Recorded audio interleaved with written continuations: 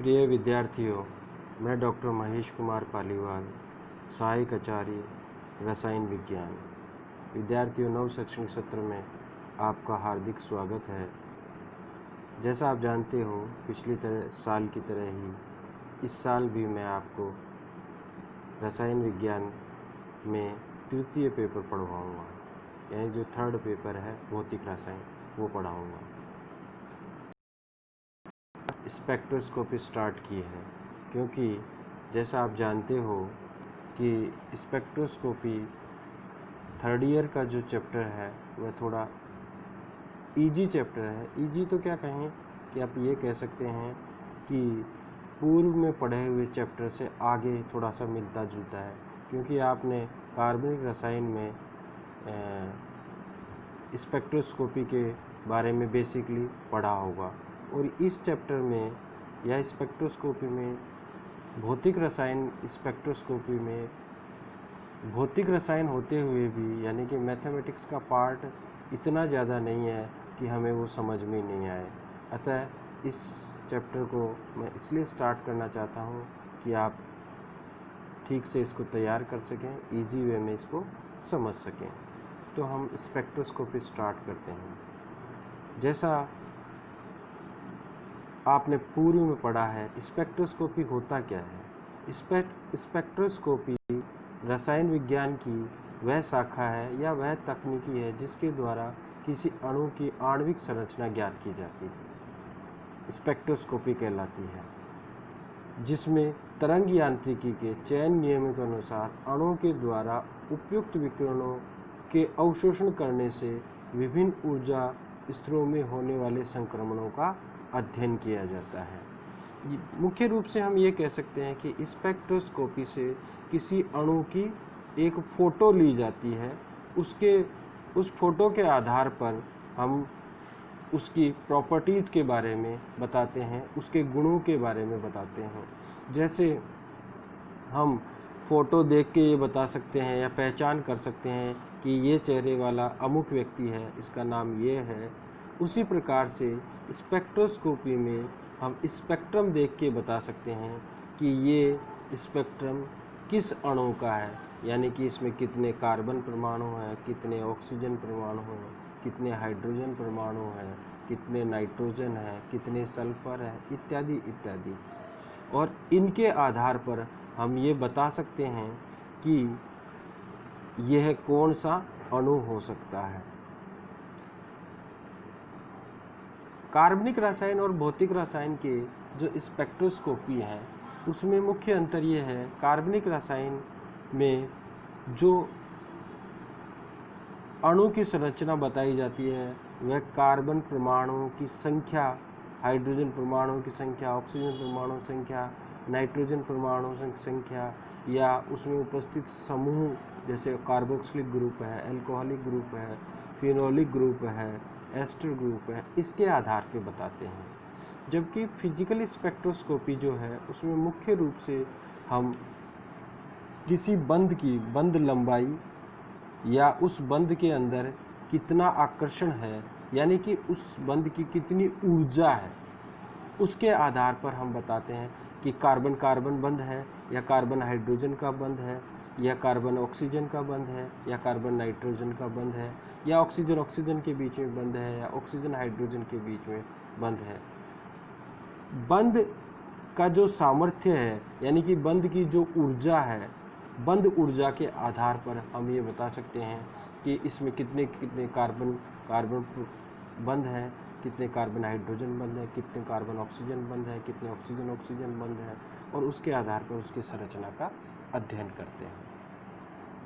Spectroscopy का मुख्य concept ये होता है कि जैसे किसी कैमरे से हम फोटो लेते हैं तो क्या करते हैं कि जिस व्यक्ति की फ़ोटो लेनी है उससे कैमरे में एक फ्लैश जाता है, यानी कि लाइट जाती है, वो लाइट उस पर गिरती है और वापस उससे टकराकर आती है, और हमने जो फिल्म लगा रखी है उस फिल्म पर उसका इम्प्रेशन बन जाता है। इस प्रकार से फ़ोटो लेते हैं। ठीक यही तकनीकी हम स्पेक्ट्रोस्कोपी में अपनाते हैं।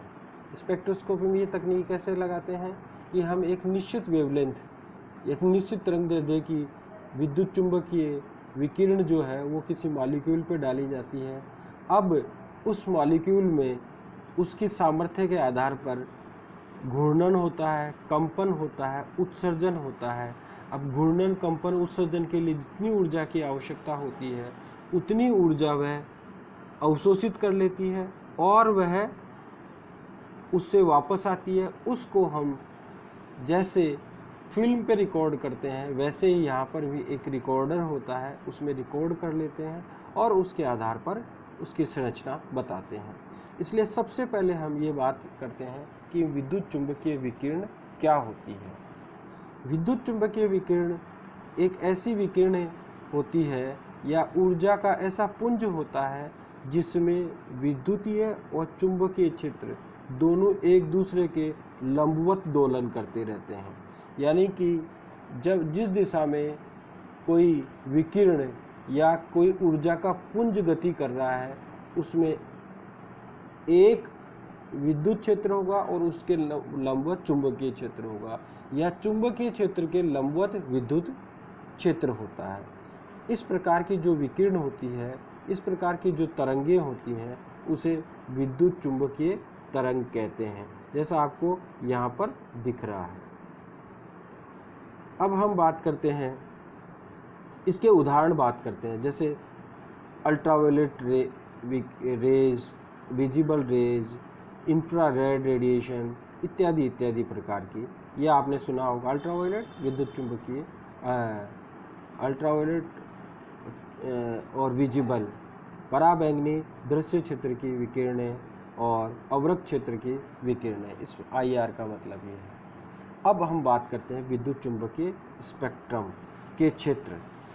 विद्युत चुंबकीय स्पेक्ट्रम जो होता है, इन रेज को अगर हम अरेंज कर देते हैं तो हमें जो क्रम प्राप्त होता है उसे स्पेक्ट्रम कहते हैं। हम उसके बारे में आगे अध्ययन करेंगे। पर विद्युत चुंबकीय स्पेक्ट्रम के कितने क्षेत्र होते हैं? विद्युत चुंबकीय तरंगों को हम निम्न समीकरण द्वारा बता सकते हैं, जैसा कि E =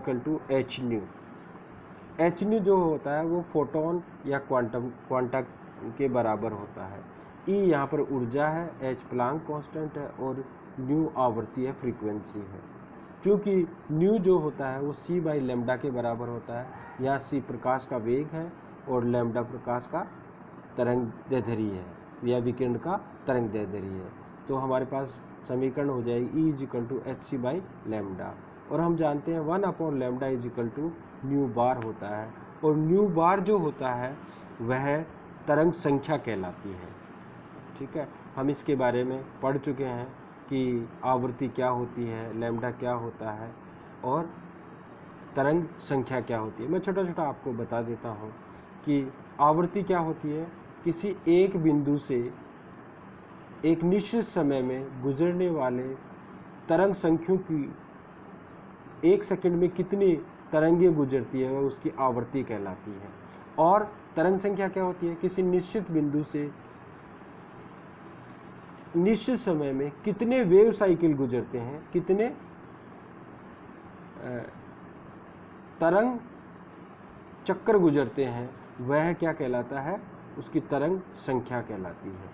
और लैम्डा जो है तरंग दैर्ध्य, आप जैसा जानते हो, किसी भी तरंग में दो लगातार सुरंगों व गर्तों के बीच की दूरी जो होती है वह तरंग दैर्ध्य कहलाती है। तरंग दैर्ध्य को आप जानते हो लैम्डा से बताते हैं, एंगस्ट्रम में बताते हैं, नैनोमीटर में बताते हैं, अलग अलग प्रकार के।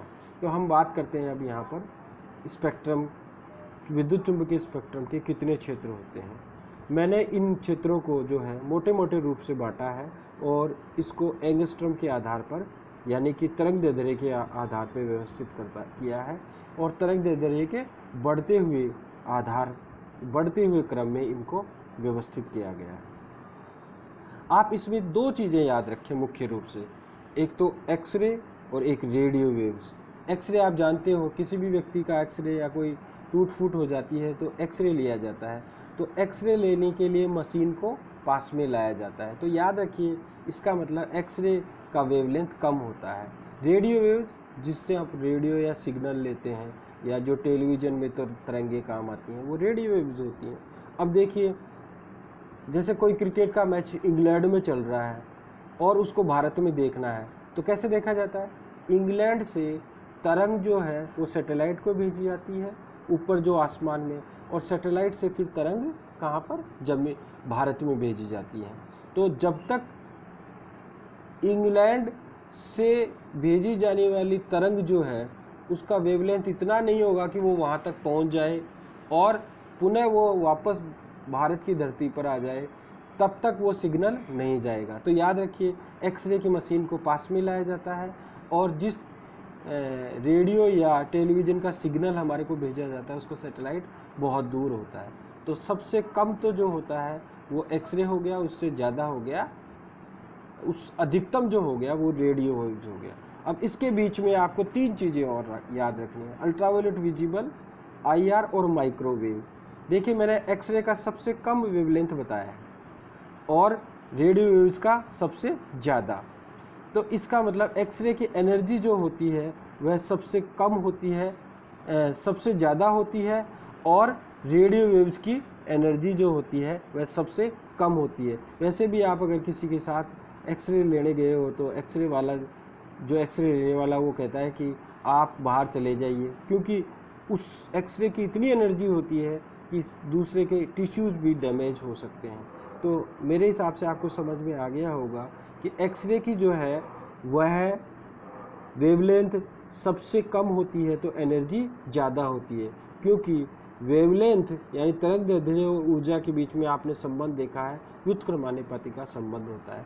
और रेडियो वेव्स की तरंगदैर्ध्य ज़्यादा होती है, अधिकतम होती है, और उसकी एनर्जी का मान न्यूनतम होता है। अब 3 चीज़ें आपको और याद रखनी है। अल्ट्रावायलेट विजिबल, अल्ट्रावायलेट विजिबल की जो वेवलेंथ होती है वह एक्सरे से थोड़ी सी ज़्यादा होती है, इसका मतलब एक्सरे से थोड़ी कम ऊर्जा होती है।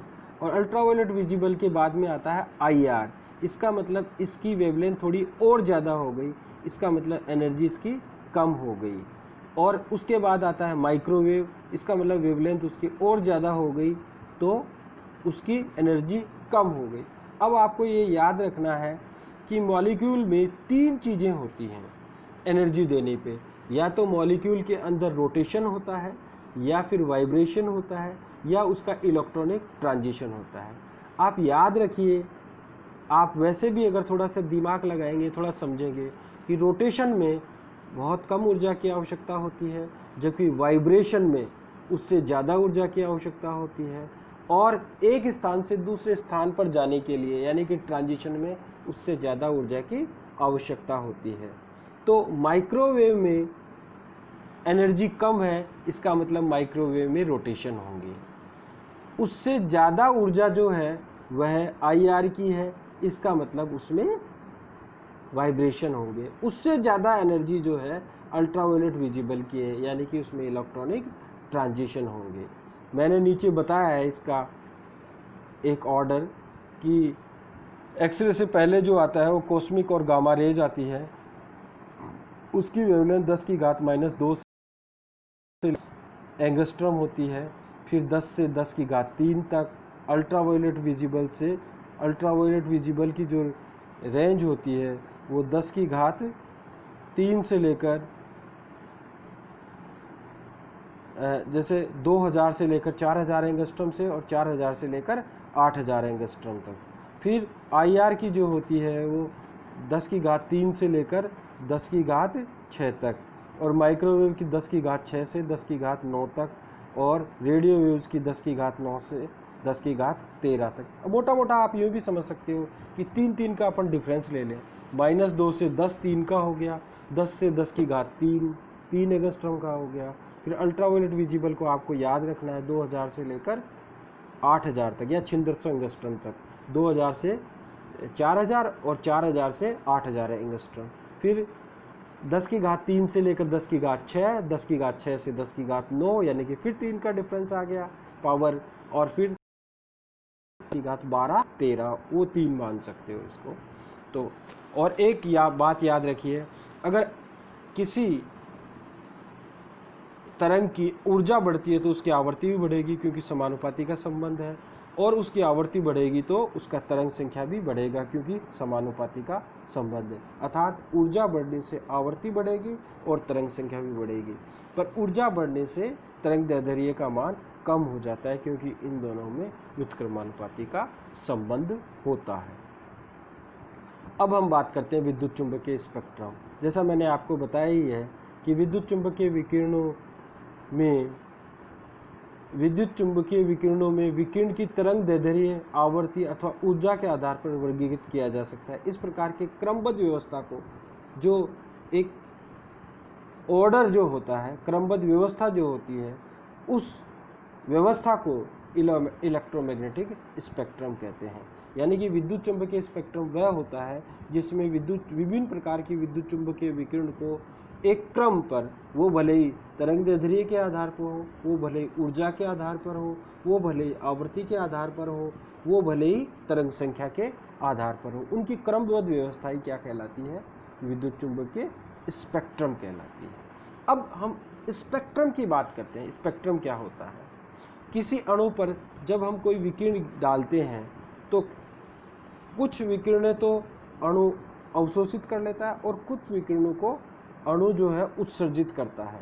यानी कि किसी भी अणु पर कोई ऊर्जा पुंज डालते हैं, कोई एनर्जी पैकेट डालते हैं, तो अणु कुछ ऊर्जा का अवशोषण करेगा, कुछ ऊर्जा का उत्सर्जन करेगा।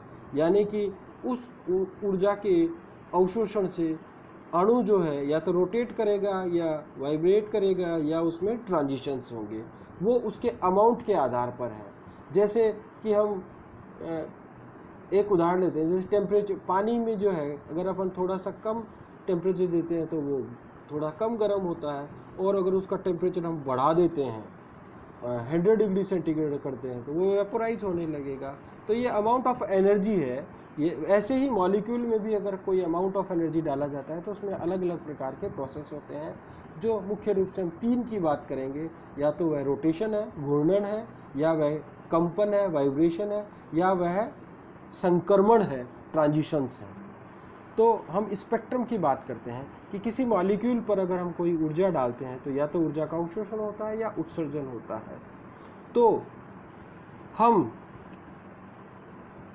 प्लैंक के कोई भी पैरामीटर ले लें, ऊर्जा ले लें, आवृत्ति ले लें, तरंग संख्या ले लें और तरंग दैर्ध्य ले लें, उसके मध्य वह परसेंटेज ट्रांसमिटेंस या पारगम्यता और या परसेंटेज एब्जॉर्बेंस, प्रतिशत अवशोषणांक के बीच में एक ग्राफ खींचते हैं, और वह जो ग्राफ हमें प्राप्त होता है वही क्या कहलाता है? स्पेक्ट्रम कहलाता है। स्पेक्ट्रम जो है वो 2 प्रकार का होता है, जैसा मैंने आपको बताया कि उत्सर्जन स्पेक्ट्रम और अवशोषण स्पेक्ट्रम। यानी कि किसी मॉलिक्यूल पे ऊर्जा डालते हैं और उस कुछ ऊर्जा के उत्सर्जन से जो स्पेक्ट्रम प्राप्त होता है वह उत्सर्जन स्पेक्ट्रम कहलाता है, और मॉलिक्यूल के ऊर्जा के अवशोषण से जो स्पेक्ट्रम प्राप्त होता है वह अवशोषण स्पेक्ट्रम कहलाता है। हम आगे और विस्तार से बात करेंगे। उत्सर्जन और अवशोषण स्पेक्ट्रम दोनों ही 2 प्रकार के होते हैं, एक कंटिन्यूस स्पेक्ट्रम और एक डिसकंटिन्यूस स्पेक्ट्रम, सतत स्पेक्ट्रम और एक असतत स्पेक्ट्रम। इसी प्रकार से सतत और असतत भी फिर 2 भागों में बांटा गया है। एक तो लाइन स्पेक्ट्रम या उसको एटॉमिक स्पेक्ट्रम कहते हैं, और दूसरा है बैंड स्पेक्ट्रम या मॉलिक्यूलर स्पेक्ट्रम। अब बैंड स्पेक्ट्रम और मॉलिक्यूलर स्पेक्ट्रम भी अलग अलग प्रकार के हैं। हमने हमारे सिलेबस में चूंकि 3 प्रकार के बैंड और मॉलिक्यूलर स्पेक्ट्रम है, तो हम उन 3 की स्टडी करेंगे। वह रोटेशनल स्पेक्ट्रम या माइक्रोवेव स्पेक्ट्रम, क्योंकि माइक्रोवेव एनर्जी डालने से मॉलिक्यूल में रोटेशन होते हैं, घूर्णन होते हैं, इसलिए इसको रोटेशनल या माइक्रोवेव स्पेक्ट्रम कहते हैं। दूसरे प्रकार का कहलाता है IR, इंफ्रारेड स्पेक्ट्रम या वाइब्रेशनल रोटेशनल स्पेक्ट्रम। यानी कि अवरक्त क्षेत्र की लाइट डालने से मॉलिक्यूल में वाइब्रेशन होते हैं, तो वाइब्रेशन होंगे तो रोटेशन भी होंगे, क्योंकि रोटेशन के लिए कम ऊर्जा की आवश्यकता होती है, वाइब्रेशन के लिए ज़्यादा ऊर्जा की। अगर आप पहले से ज़्यादा ऊर्जा की दे दोगे तो कम ऊर्जा वाला प्रोसेस तो होगा ही होगा, इसलिए इसको वाइब्रेशनल रोटेशनल स्पेक्ट्रम कहते हैं। फिर अल्ट्रावायलेट विजिबल रीजन के अगर डालते हैं, लाइट डालते हैं, तो मॉलिक्यूल में इलेक्ट्रॉनिक ट्रांजिशन होते हैं, तो इसको अल्ट्रावायलेट स्पेक्ट्रम या इलेक्ट्रॉनिक स्पेक्ट्रम भी कहते हैं। अब हम बात करते हैं इनके बारे में, जैसा उत्सर्जन स्पेक्ट्रम।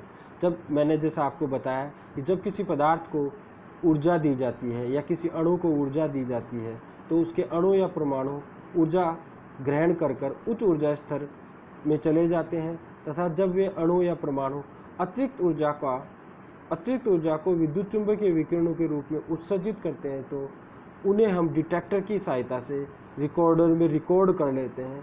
इस प्रकार हम उत्सर्जित विकिरणों की तीव्रता व तरंगदैर्ध्य के मध्य एक ग्राफ प्राप्त करते हैं, उसे उत्सर्जन स्पेक्ट्रम कहते हैं। अब मैं आपको सिंपली समझाता हूँ कि हमने किसी मॉलिक्यूल या किसी पदार्थ को एनर्जी दी तो उसके मॉलिक्यूल या परमाणु जो है वह ऊर्जा प्राप्त करके उच्च ऊर्जा स्तर में चले जाएंगे। चूँकि कोई भी अणु व परमाणु उच्च ऊर्जा स्तर में रहना पसंद नहीं करता या रहता नहीं है, ये प्रकृति का नियम है, क्योंकि उच्च ऊर्जा होने के कारण से अणु व परमाणु की स्थायित्व कम हो जाता है, तो वह स्थायित्व को प्राप्त करने के लिए पुनः ग्राउंड स्टेट में मूल अवस्था में आता है। तो मूल अवस्था में आने के लिए उसे ऊर्जा को उत्सर्जित करना पड़ेगा। अब ये उत्सर्जित ऊर्जा जो है उसको हम डिटेक्टर की सहायता से, डिटेक्टर एक ऐसा यंत्र होता है कि वह उत्सर्जित ऊर्जा को रिकॉर्ड कर लेता है, उत्सर्जित ऊर्जा कलेक्ट करता है, सूचनाओं को इकट्ठा करता है और वो है उन विकिरणों को हम रिकॉर्डर में भेजते हैं, वह रिकॉर्डर में रिकॉर्ड हो जाता है। मैं आपको जब स्पेक्ट्रोफोटोमीटर के बारे में, जिससे हम स्पेक्ट्रम प्राप्त करते हैं, उसके बारे में जब बताऊंगा तो मैं आपको पूरा इसके बारे में विस्तार से बताऊंगा। उत्सर्जन स्पेक्ट्रम इस प्रकार से प्राप्त करते हैं। ठीक इसके उलट अवशोषण स्पेक्ट्रम प्राप्त करते हैं। अवशोषण स्पेक्ट्रम में क्या होता है कि किसी मॉलिक्यूल को ऊर्जा दी जाती है तो जो मॉलिक्यूल ने ऊर्जा ग्रहण की है उस ऊर्जा को हम डिटेक्टर की सहायता से रिकॉर्ड करते हैं। अब देखिए, उत्सर्जन स्पेक्ट्रम जो होता है वो हमेशा काली सतह पर चमकीली रेखाओं के रूप में प्राप्त होगा, क्योंकि जो उत्सर्जित विकिरण होंगी वो तो चमकीली होंगी, इसलिए अपने को किसी चमकीली चीज़ को रिकॉर्ड करने के लिए हमें काली सतह बनानी पड़ेगी। यानी कि सफ़ेद पेज पर अगर अपन सफ़ेद लाइन खींचेंगे तो हमें दिखेगी नहीं, अगर काला पेज है उस पर सफ़ेद रेखाएं खींचेंगे तो हमारे को वो दिख जाएगा। तो हमें इसके लिए काली सतह बनानी पड़ेगी जिससे हमारे पास इस पर जो है चमकीली रेखाएं प्राप्त हो जाएं। जैसे आपने कभी ईसीजी देखी होगी तो ईसीजी बेसिकली अवशोषण स्पेक्ट्रम होता है, जो क्या होता है, चमकीली सतह पर काली रेखाएं होती हैं। तो अवशोषण जो स्पेक्ट्रम होता है वो चमकीली सतह पर काली रेखाएं होती हैं। अब अवशोषण और उत्सर्जन स्पेक्ट्रम को पुनः दो भागों में बांटा गया है, एक सतत स्पेक्ट्रम और एक असतत स्पेक्ट्रम। सतत स्पेक्ट्रम उसमें ये वो होता है जिसमें कोई स्पष्ट सीमाएं विभाजन नहीं होता हो, यानी कि उसमें ये जानना असंभव हो जाता है कि कौन सी रेखा कहाँ खत्म हुई है या कौन सा बैंड कहाँ खत्म हुआ और कहाँ प्रारंभ हुआ है। जैसे आपने इंद्रधनुष देखा होगा, इंद्रधनुष में 7 रंग होते हैं, बेनी, आहा, हैप्पी, नाला, विबग्योर। अब विबग्योर जो होता है उसमें 2 कलर पास होते हैं, ब्लू और ग्रीन।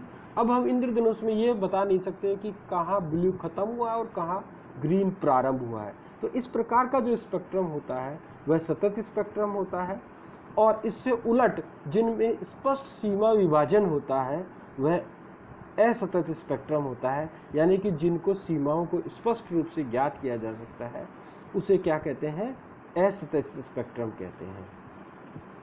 अब हम इन जो कंटिन्यूस और डिसकंटिन्यूस स्पेक्ट्रम होते हैं उनको पुनः